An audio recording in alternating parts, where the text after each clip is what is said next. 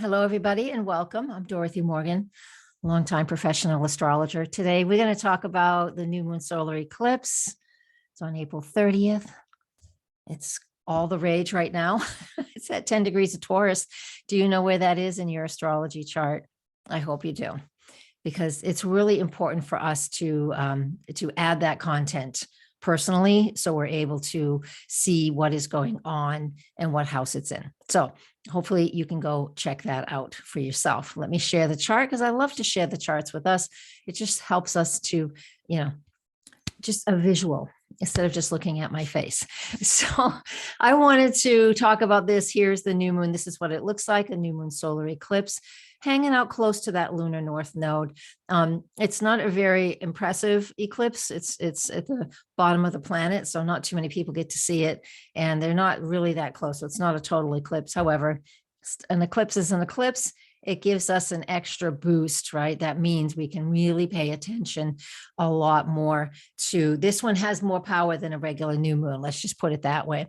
The new moon solar eclipses definitely, it's a turbocharge. So every month at new moon, we set goals, intentions, plant those seeds of intention. And that's always wonderful and important. And we do it based off of the zodiac sign, which the new moon is in. So we'll talk about that in a minute. But I also want us to recognize, and some of you know this because some of you know me well and some don't, I love working with the lunar gestation cycle. And so that's a cycle that lasts like 3 years. And so basically we have a new moon 9 months at a certain point. 9 months later, this is the first quarter. 9 months later, full moon. 9 months later, the last quarter. And then 9 months after that, we start over again. And so when we start one of these longer years, it takes 3 years, longer cycles, especially with an eclipse, super important for us to pay attention to those. We can pay attention to all the new moons, but really this one is called the lunar gestation cycle. So the beginning of every lunar gestation cycle is that new moon, and that brings that awareness of the fresh new awareness, fresh new opportunity to begin new things and to explore new things, again, based off of the zodiac sign of Taurus for this one. So that cycle doesn't always start with, an eclipse. So I want us to really go with this and make sure you find the time to do it. And we don't want to write out these intentions until the new moon is actually, engaged. And that is, here's the Eastern time zone. It's at 4:28 p.m. Eastern Daylight Time. So you'll find it for your time zone, right? So to begin with, set goals and intentions on whatever you're feeling inspired that you need to do. And again, wait until the new moon. Don't do it before. Before is the balsamic lunar phase.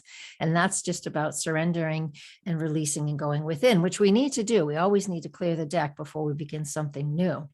So a couple of days before this eclipse, absolutely spend time clearing the deck, quiet contemplation, releasing, saging, sound baths, all the things that you like to do to clear your energy so you're ready for this new moon. And that's what I like to do. I love to do that. Balsamic phase is just when, you just want to go into the woods for a couple of days. At least I do. It's just my thing, or hang out at the beach or whatever. So however you feel, whatever your intentions, clear the deck first.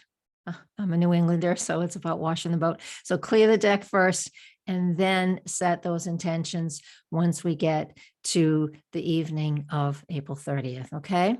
And then write out intentions based off of what you're inspired to write. But we also want to make sure that we focus on Taurus qualities as well. So, what are those qualities? So some Taurus qualities that we can consider.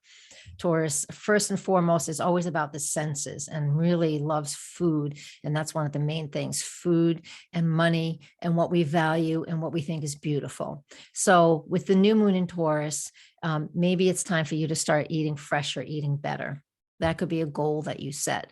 The new moon in Taurus, you could also plan your garden. I know if you think it would be in New England here, it's still freaking cold out. It's so cold. We got red buds on the trees, but I tried to walk today and it was still, the wind was blowing. It felt like about 35. So it's definitely still chilly. However, we can plan that. And if you've decided that you can't do a garden this year, well, that's fine. That's eco-friendly too. Go to a local farmer's market, commit to doing it. And I know this seems like super simple when there's so many serious things going on in the world, but we have lives that we still need to continue to live in a more rich environment. And these are ways that we can set our own intentions and do that.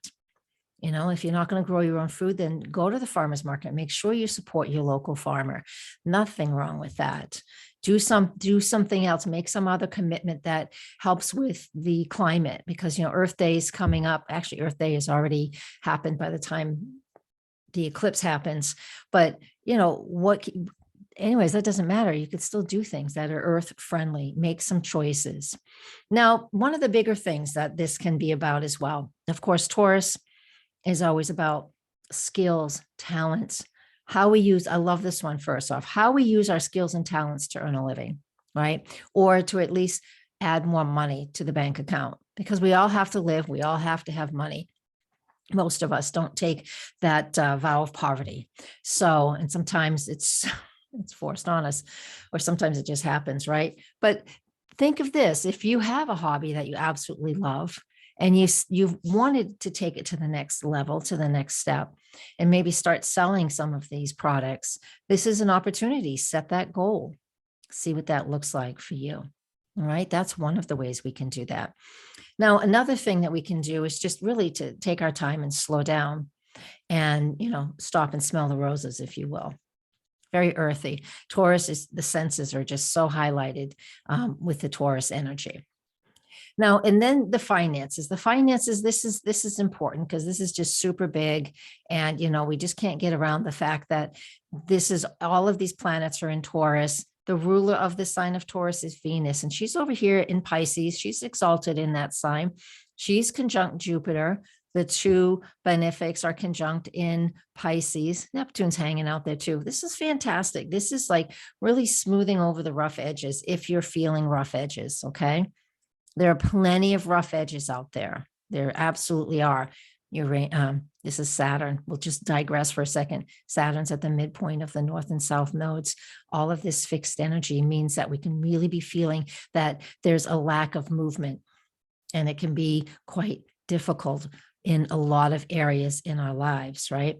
However, with this Jupiter, Neptune, and Venus conjunction in Pisces, that does soften some of the edges, or at least it helps us to just step away from it and get into a softer place. All right, back to the eclipse. And I talked about that because Venus is the ruler of Taurus.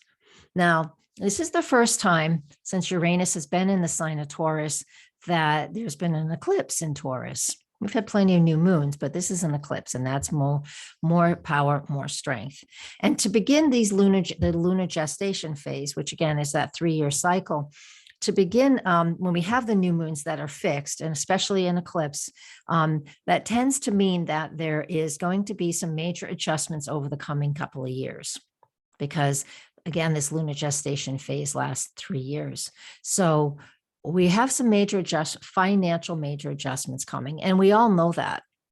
And Uranus in Taurus since 2018 has been slowly, and the pandemic certainly helped show it, you know, the wealth gap, and the gap between when people are out of work and there's hardly any jobs, or just we're all unemployed for such a long time, but the stock market's soaring. You know, it's showing the difference. It's showing us the biggest gap between the finances. And I'm not a financial advisor. I have to say that, I guess.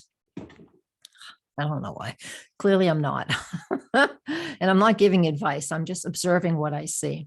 And we can see those big major gaps.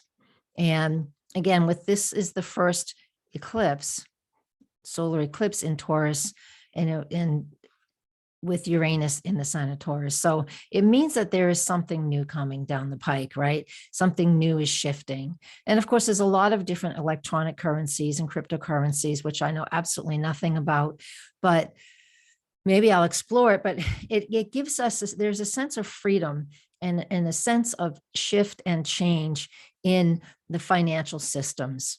Right? There has to be some sort of shift, but we have to come to an awareness as to what really isn't working. And we're starting to get to that point. And so the new moon eclipse, this solar eclipse, will inspire that in us too. So we're able to see what shifts and changes need to happen. And all of these eclipses in the next 1, 2, 3, 4 eclipses. I'm going to grab my ephemeris here. Yeah. So all of these eclipses this year, and even a couple next year, are in the Taurus and the Scorpio opposition. And Taurus, again, is the money, how we use our skills and talents and to earn a living and to earn money. And the Scorpio energy, which is where the South Node is. And that's where the next eclipse will be at 25 Scorpio. And that will be on May 15th or 16th, depends on where you live. That also represents a financial situation. And, we see it globally. There's a lot of things going on: sanctions, bank sanctions, financial sanctions, and all kinds of different things. I don't want to get into any politics at all, but I'm on the urge. I'm on the edge. So bear with me. But there's some big changes in the financial institutions. Mortgages, Scorpio energy is the ruler of money we get, we borrow. So mortgages, and we can see how that is going through a shift now. Mortgages, and of course, real estate, and, any bank loans, any credit cards, big money like that. So there's a lot of shifts going on financially. And again, even with Saturn making its square to these lunar nodes, it's really saying, it is showing us that there is something that's needing to change. We're needing to break away from, the old ways that we've been doing banking and situations like that. So that's a bigger picture, but go back to your own, whoops, hit the mic, go back to your own personal life. And I'm going to tie it up with that. It's like, is there a way that you, or something you need to do in your own personal life financially that will help you to feel either more secure, Taurus, more in control, Taurus, this is a fixed energy, right? And, or more secure? Or is there a new way that you need to do something? Are you ready to learn how to invest in something? Because this could be a goal that you set for yourself to learn how to investigate, investigate too. Definitely investigate, because that's the Scorpio energy too. All right. Oh my gosh, so much to talk about. There's so much more. And I've written a blog, and that'll be posted on the website almost simultaneously as this is posted. And you can join the website and you'll be notified when I post a new blog post, or just join my newsletter and I'll send it to you. I only newsletter twice a month, so I'm not a spammer. And I won't even send you a second email. You just have to confirm. If you sign up for the email, you just have to confirm that you're doing it. Other than that, it will be me sending it to you. I don't automate anything. This is just me. All right. But I'm enough. All right, everybody. I'll leave us with that. Thank you so much for being here. And, always just, put the thumbs up, share this on your friends groups and in your groups. If you're so inclined, that helps support this channel. And I'm very grateful for that. All right. Blessings and happy new moon, and enjoy your day, whatever day it is that you're seeing this. Namaste.